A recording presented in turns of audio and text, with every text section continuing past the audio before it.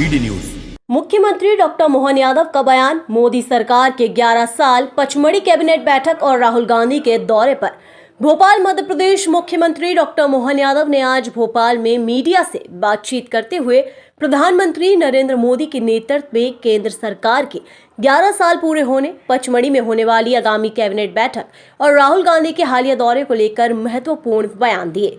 मोदी सरकार के 11 साल जो 75 साल में नहीं हुआ, वह पीएम मोदी ने किया।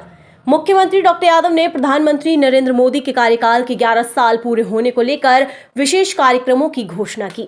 उन्होंने कहा कि इन कार्यक्रमों के माध्यम से भारत सरकार की सभी महत्वपूर्ण योजनाओं को जन जन तक पहुंचाने का काम किया जाएगा। डॉक्टर यादव ने प्रधानमंत्री की उपलब्धियों को रेखांकित करते हुए कहा कि जो काम पिछले 75 सालों में नहीं हो पाया, उसे करने का काम पीएम मोदी ने किया। वहीं उन्होंने इस बात पर भी विशेष जोर दिया है कि भारत आज विश्व की चौथी सबसे बड़ी अर्थव्यवस्था बन गया है और घर में घुस के मारने का हिम्मत भी रखता है, जो देश की बढ़ती सैन्य शक्ति और दृढ़ संकल्प को दर्शाता है। पचमढ़ी में कैबिनेट बैठक, विरासत से विकास पर ध्यान। पचमढ़ी में होने वाली आगामी कैबिनेट बैठक के बारे में बात करते हुए मुख्यमंत्री ने बताया कि यह बैठक राजा भभूत सिंह को समर्पित है। उन्होंने कहा कि इस कैबिनेट बैठक का मुख्य विषय विरासत से विकास है।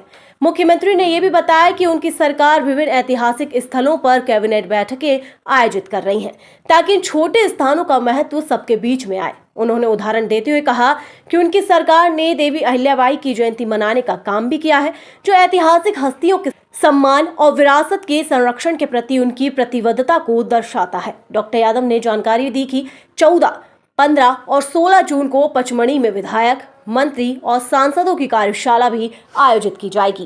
प्रधानमंत्री श्रीमान नरेंद्र मोदी जी के 9 तारीख को 11 वर्ष होने वाले हैं। ऐसे में संगठन के द्वारा 11 से लेकर 21 जून तक हमारे लिए कई प्रकार के विकास के कामों को, भारत सरकार की सारी जानकारी के साथ साथ प्रदेश सरकार के कामों को लेकर भी हमारे कार्यकर्ता नीचे तक जाए, इस आह्वान के साथ हमारी बैठक हुई।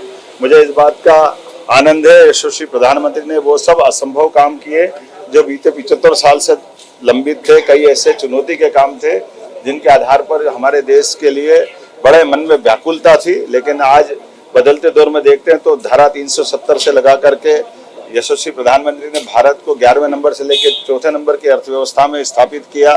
देश के दुश्मनों से निपटने की दुनिया के 3 ही देश ऐसे हैं जो अपने देश के दुश्मनों को अपने देश की सीमा पे नहीं, वो जहां भी होते हैं वहां घर में घुसकर मारने की हिम्मत रखते हैं। भारत कई मामलों में एक अलग से ताकत बना है। ऐसे में सारी बातों को पहुंचाने के लिए अलग अलग प्रकार के इन आयोजनों को सफलता के साथ करें, मैंने शुभकामना भी दी है।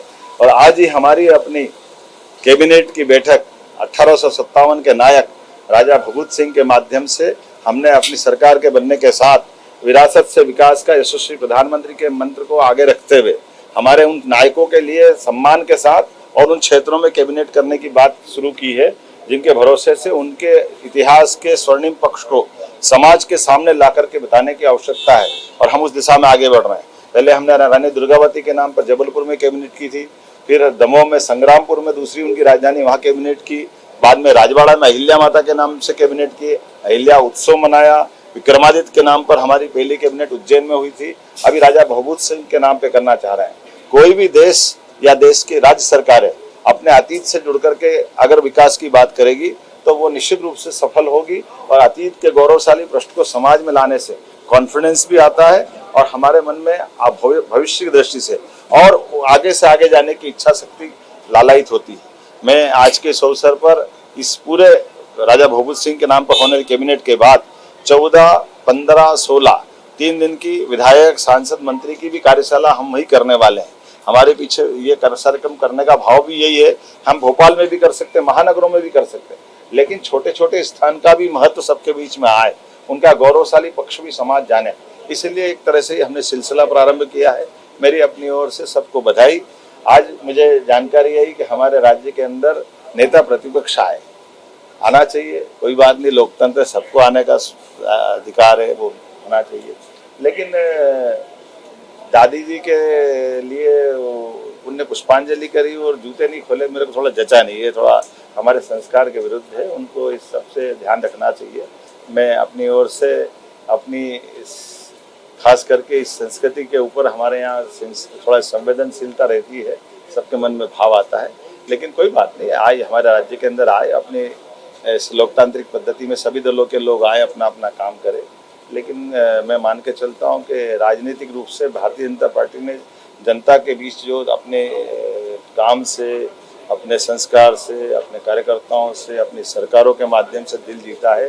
यही कारण है कि भारतीय जनता पार्टी उत्तरोत्तर उन्नति में लगातार आगे बढ़ रही है। और जनता पार्टी जनसंघ के जमाने से हमारा मध्य प्रदेश तो आज़ादी के तुरंत बाद से पूरे देश में सबसे पहले विजय पाने वाले, ऐसी नगर पालिका से लगा के सरकार बनाने वाले राज्य में है। तो यहाँ हमारे अपने इस राजनीतिक दल के अलावा और किसी की दाल नहीं गलेगी। लेकिन मेरी अपनी ओर से आप सबको पुनः अभिनंदन।